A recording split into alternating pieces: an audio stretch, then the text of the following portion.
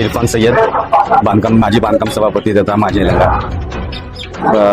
येणाऱ्या 20 तारखेला विधानसभाची निवडणूक होणार याच्या संदर्भात मी विशेषतः मुस्लिम समाजाला आवाहन करत आहे की संभाजी पाटील निलंगेकर साहेब हे राजकारणामध्ये सक्रिय आहेत आणि त्यामध्ये त्यांनी 15 वर्ष या निलंगा विधानसभा मतदारसंघाचं प्रतिनिधी.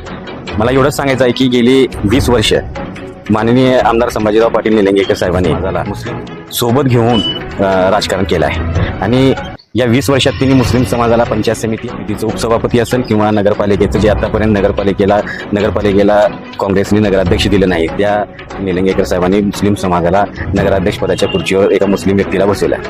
आणि मला सांगायचं आहे की तसंच इथले जे धार्मिक स्थळ जसं दर्गा पीरपाशा असेल किंवा दर्गा दादा पीर असेल, तिथं आतापर्यंत काँग्रेसने गेल्या 50 वर्षात एवढं निधी दिलं नाही. त्यांनी संभाजी पाटलांनी जवळपास दोन्ही दर्गा म्हणून जवळपास 7 ते 8 कोटी रुपये निधी देण्याचं काम केलं आहे आणि सध्या मागे काही कामं झाले आहेत आणि अजून सध्या काही कामं चालू असलेलं दिसेल आपल्याला.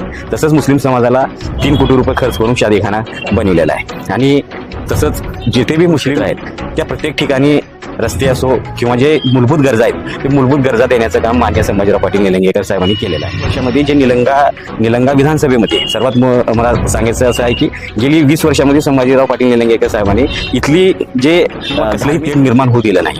त्यांनी सगळ्या जाती 18 पगड जातीला सर्व जाती जमातीला घेऊन सोबत इथं राजकारण केलंय आणि त्यांना वाटा देण्याचं सुद्धा काम केलंय.